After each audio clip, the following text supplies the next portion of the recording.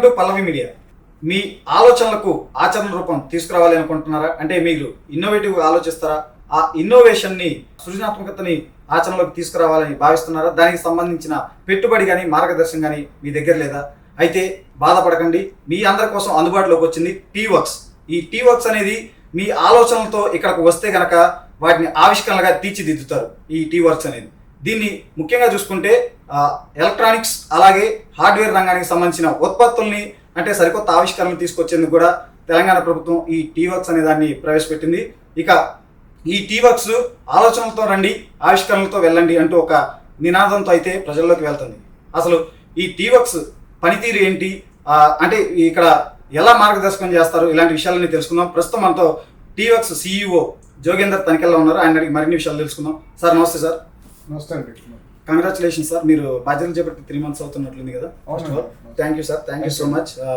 అసలు సార్ ఈ టీవర్క్స్ ఏంటి, దీని పనితీరు ఏంటి? అంటే ఇది దేశంలోనే అతిపెద్ద ప్రోటోటైపింగ్ టైపింగ్ కేంద్రంగా ఉంది అంటున్నారు కదా. అసలు ఈ ప్రోటోటైపింగ్ అనే ఈ పదం అసలు ఏంటి సార్ ఇది? నమస్తే అండి. ప్రోటోటైపింగ్ అంటే మన ఆలోచనని ఎలాగా మనం ఒక ఆవిష్కారంగా ముందుకెళ్ళే ముందు దానికి ఒక మోడల్గా చేసుకోవడానికి అంటే దాన్ని ప్రోటోటైపింగ్ అంటామండి. అంటే ఫర్ ఎగ్జాంపుల్ ఇప్పుడు నేను ఏదైనా ముందు ఒక టేబుల్ చేయాల్సింది కూడా దాని టేబుల్ చేసిన ముందర దానికి ఒక చిన్న మోడల్గా నేను చేసుకోవాలి. ఎలా ఉంటుంది చూడడానికి, దానికి ఎలా మనం యూజ్ చేసుకోవచ్చు, దానికి టెస్టింగ్ ఎలా చేసుకోవచ్చు, అంటే దానికి ప్రోటోటైపింగ్ అంటారు. ఇటువంటిది మన హైదరాబాద్లోనే కాకుండా ఇండియాలో ఇంకెక్కడైనా ఉందా? ఎందుకంటే ఇది అతిపెద్ద కేంద్రం అంటున్నారు ఇండియాలో. సో ఇంకా వేరే ఎక్కడైనా ఉన్నాయా? అవునండి. ప్రోటోటైపింగ్ అంటే యాక్చువల్లీ ఇండియాకి లార్జెస్ట్ సెంటర్ వచ్చేసి టీవర్క్స్ అండి. ఇక్కడ 78,000 square feet మాకు ప్రోటోటైపింగ్ ఫెసిలిటీస్ అన్నీ ఉన్నాయి. దీన్ని కాకుండా యాక్చువల్లీ వేరే ప్రోటోటైపింగ్ సెంటర్స్ కూడా ఉంటాయి, కానీ ఇంత సైజ్గా ఇంత డెడికేటెడ్గా ప్రోటోటైపింగ్ ఉండదండి. వాళ్ళని మేకర్ స్పేసెస్ అంటారు. ఓకే, అంటే మీరు అసలు అంటే ఇక్కడ ఎటువంటి సర్వీసెస్ ఇస్తారు, మీ దగ్గర ఎటువంటి ఫెసిలిటీస్ ఉన్నాయి ఏంటి అసలు?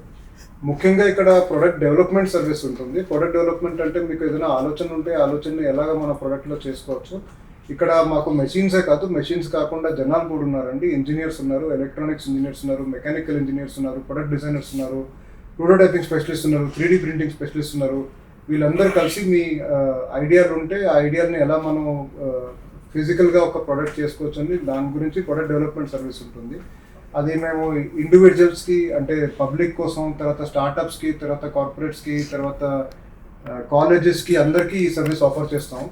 దాని తర్వాత మాకు సింపుల్ ప్రోటోటైపింగ్ ఉంటుంది. సింపుల్ ప్రోటోటైపింగ్ ఉంటే అంటే మీకు ఆల్రెడీ ఒక డిజైన్ ఉంటే ఆ డిజైన్ని మా మెషిన్స్ ద్వారా ఎలాగ మీరు ప్రోటోటైప్ చేసుకోవచ్చు, దానికి ప్రోటోటైపింగ్ సర్వీసెస్ ఉంటుంది.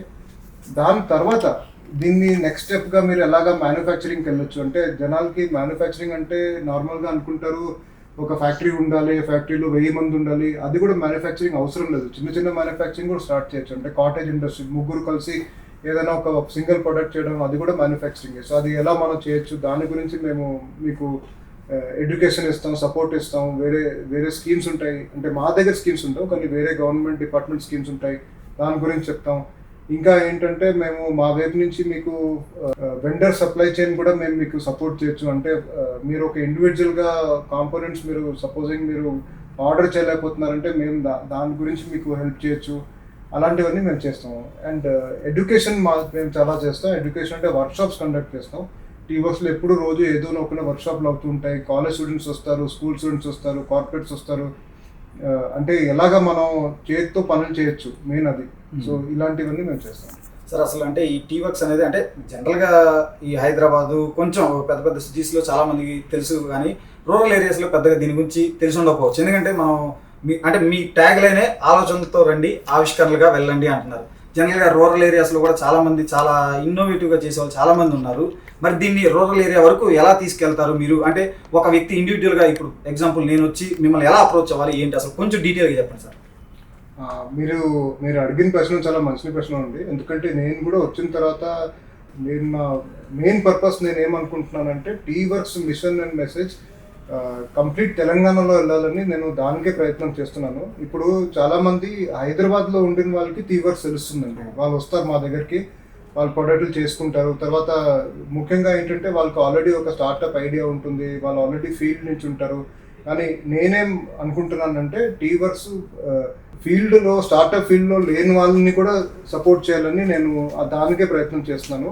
సో ఇప్పుడు దాని గురించి ఏంటంటే, ఇప్పుడు మీ మాధ్యమంగా మీ వ్యూవర్స్కి తెలిస్తే మా గురించి వాళ్ళు ఏం చేయొచ్చు అంటే, మా వెబ్సైట్కి వెళ్ళి మా వెబ్సైట్లో ఫామ్లు ఉంటాయి, ఫామ్లు నింపి మాని కాంటాక్ట్ చేసుకోవచ్చు, లేకపోతే ఈమెయిల్ పంపించి ఈమెయిల్లో కాంటాక్ట్ చేసుకోవచ్చు.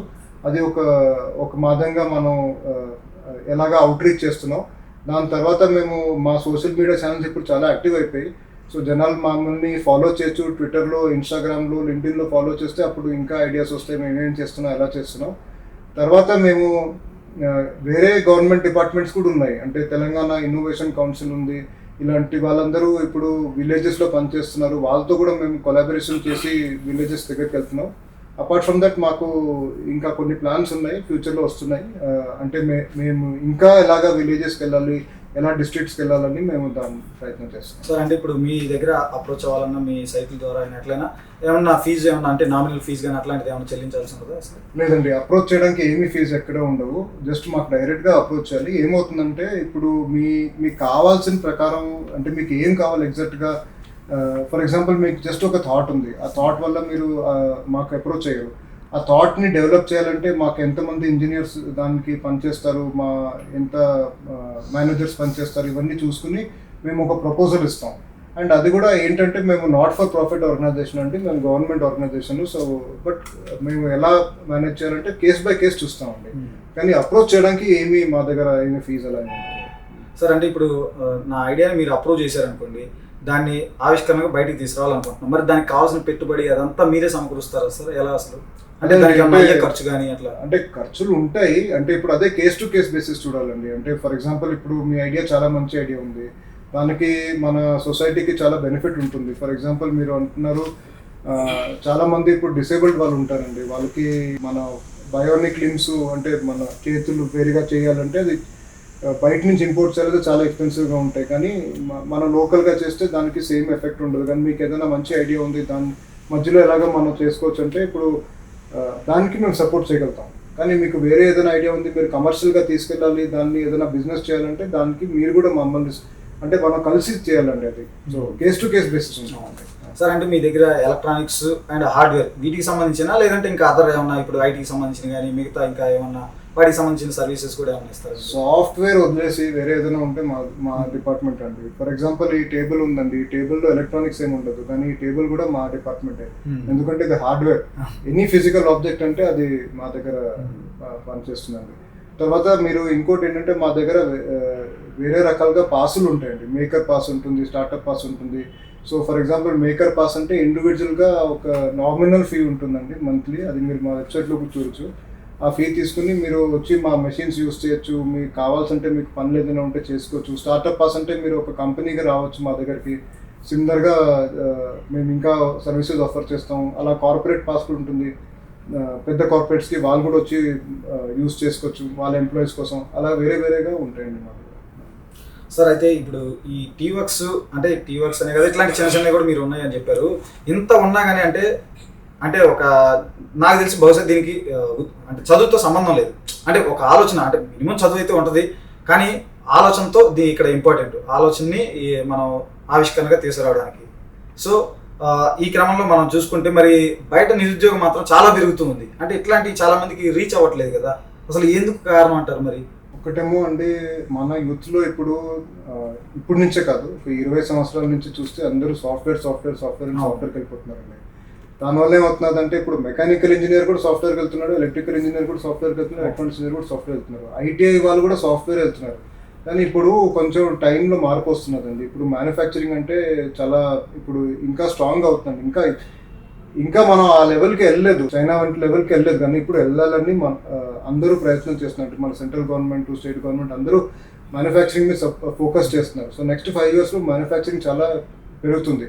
దాని గురించి ఇలాంటి ప్రోటోటైపింగ్ సెంటర్స్, మేకర్ స్పేసెస్కి ఎక్స్ట్రా అవుట్ రీచ్ ఉంటే అప్పుడు జనాలు తెలుస్తుంది, అంటే వాళ్ళ చేతితో కూడా పని చేసుకోవచ్చు. ఇప్పుడు మనం వ్యవసాయం చేసిన వాళ్ళని చూస్తే వాళ్ళ ప్రాబ్లమ్స్ వాళ్ళ ఫీల్డ్లో సాల్వ్ చేసుకుంటూ ఉంటారండి. ఫర్ ఎగ్జాంపుల్ వాళ్ళకి నాకే తెలుసు, నేను చూశాను, ఒక చిల్లీ సీడ్స్ వేస్తారండి. చిల్లీ సీడ్స్ వేసినప్పుడు చేతితో వేస్తే చాలా టైం పడుతుంది, తర్వాత చాలా మెషిన్స్ ఉంటాయి, కానీ మెషిన్స్ చాలా కాస్ట్లీగా ఉంటాయి.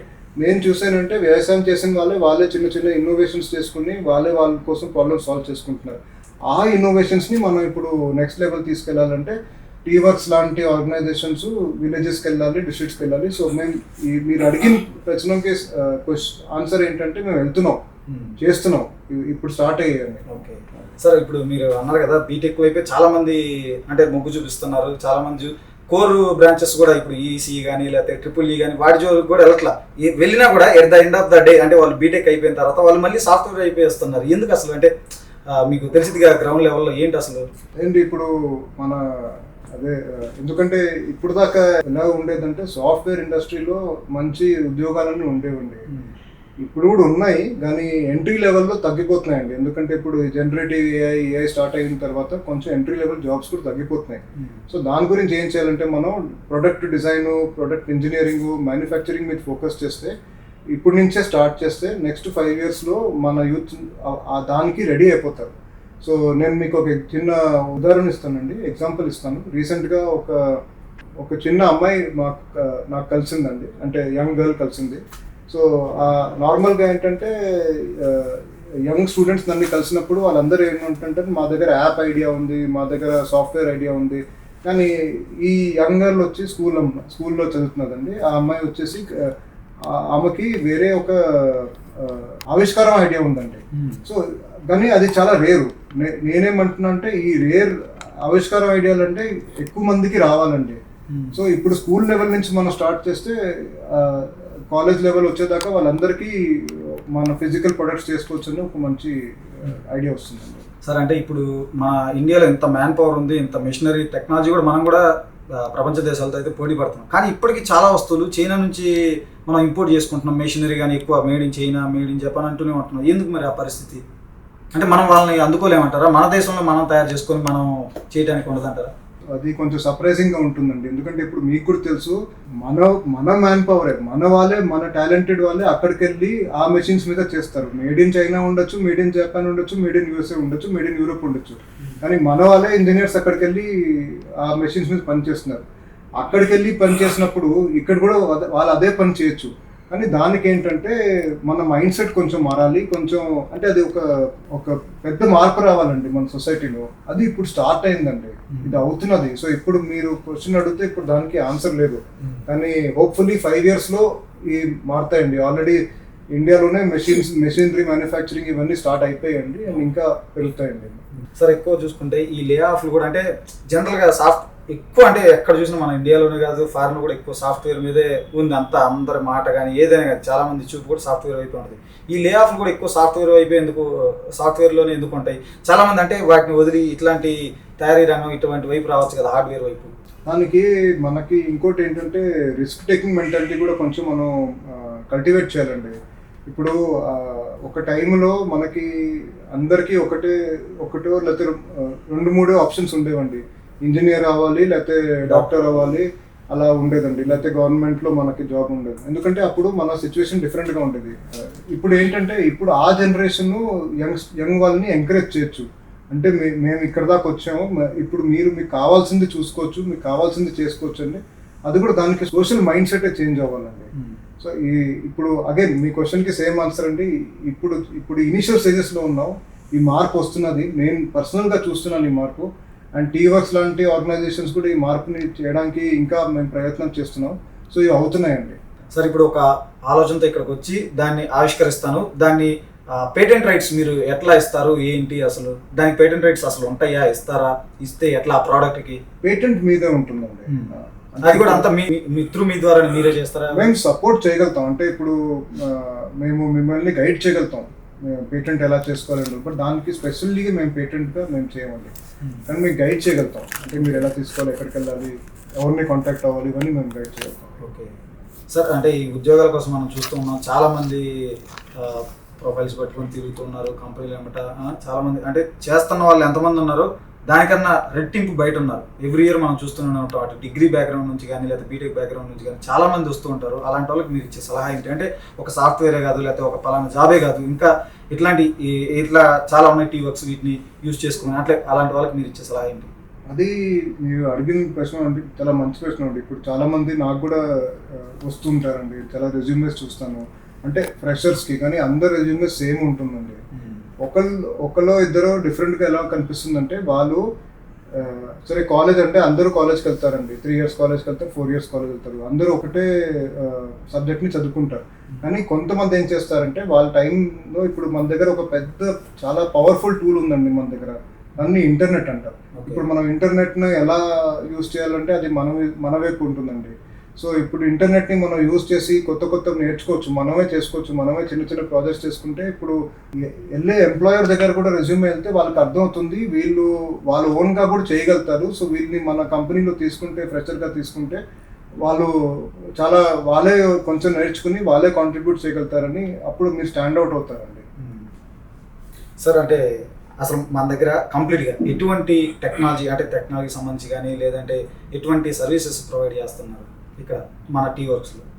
సో ఎనీ ఫిజికల్ ఆబ్జెక్ట్ అండి, అంటే ఫర్ ఎగ్జాంపుల్ టెక్స్టైల్ చేయొచ్చు, లేకపోతే వుడ్ చేయొచ్చు, లేకపోతే మెటల్ చేయొచ్చు. సో ఇప్పుడు మేము పీసీబీ కూడా స్టార్ట్ చేస్తున్నాం, ఎలక్ట్రానిక్స్ మ్యానుఫ్యాక్చరింగ్ కూడా స్టార్ట్ చేస్తాం. తర్వాత ప్లాస్టిక్ మోల్డింగ్ ఇంకా మా దగ్గర లేదు, అది కూడా స్టార్ట్ అయిపోతుంది కొన్ని రోజులు. సో ఇలాంటివన్నీ మేము యాక్చువల్లీ ఎనీ ఫిజికల్ ప్రొడక్ట్ అండి, అన్ని ప్రొడక్ట్స్లో మేము టెక్నాలజీస్లో వర్క్ చేయగలుగుతాం. మేము పర్సనల్గా ఇక్కడ చేయలేకపోతే కూడా మాకు పార్ట్నర్స్ ఉంటారు, మేము సెంట్రల్ గవర్నమెంట్ పార్ట్నర్స్ ఉంటారు, వేరే స్టేట్ గవర్నమెంట్ పార్ట్నర్స్ ఉంటారు, వాళ్ళ ద్వారా చేయించగలుగుతాం, లేకపోతే వేరే ఇండస్ట్రీ పార్ట్నర్స్తో చేయగలుగుతాం, ఎక్స్పర్ట్స్ని పిలిపించిన, లేకపోతే బయట కూడా చేయించవచ్చు, కన్సల్టింగ్ చేసుకోవచ్చు, ఏదైనా చేసుకోవచ్చు. సార్ అంటే ఇప్పుడు దీనికి సంబంధించి ఈ టీవర్క్స్ అనేది ఫైనల్గా అంటే జనాల్లోకి ఏ విధంగా తీసుకెళ్ళబోతున్నారు మీరు మీ హయాంలో? ఎందుకంటే ఇందాక నేను చెప్పాను, అంటే నేను జనరల్గా చాలా చోట్ల చూశాను, టీ హబ్ పర్లేదు బాగానే వెళ్ళింది కానీ జనాల్లోకి ఈ టీవర్క్స్ అనేది పెద్దగా వెళ్ళలేదు వాస్తవానికి. మీరు ఏ విధంగా దీన్ని పబ్లిక్లోకి తీసుకెళ్ళబోతున్నారు, రూరల్ ఏరియాలకు కూడా? అవునండి, ఇప్పుడు దానికి కరెక్ట్, మీరు చెప్పింది కరెక్టే. టీవర్క్స్ గురించి చాలా మందికి తెలీదు. సో ఇక్కడే కాదంటే హైదరాబాద్లోనే తెలియదండి. సో దాని గురించి మేమే ఒకటేమో అవుట్ రీచ్ అన్ని స్టార్ట్ చేస్తామండి, చాలా అవుట్ రీచ్ చేస్తున్నాం. ఇప్పుడు నేను చేరిన తర్వాతే 5,000 పిల్లలు వచ్చారండి ఆల్రెడీ, టీవర్స్కి వచ్చారు, వేరే స్కూల్స్ నుంచి వచ్చారు, తర్వాత కాలేజ్ స్టూడెంట్స్ కూడా వచ్చారు, వచ్చి విజిట్స్ చేస్తూ ఉంటారు. ఇప్పుడు మీరు కూడా బయటకు వెళ్తే మీరు చూస్తారు ఆల్రెడీ కాలేజ్ స్టూడెంట్స్ ఉన్నారు, స్కూల్ స్టూడెంట్స్ ఉన్నారు. సో ఒకటేమో టీవర్క్స్ని మేము ఓపెన్ చేస్తాం, జనాలకి అందరూ వచ్చి చూసుకోవచ్చు ఇక్కడ ఏమవుతుంది. తర్వాత ఇంకోటి ఏం చేస్తున్నాం అంటే మేము నాకు పర్సనల్గా ఏం కావాలంటే ఇండస్ట్రీస్ వచ్చేసి డీసెంట్రలైజ్ అవ్వాలండి.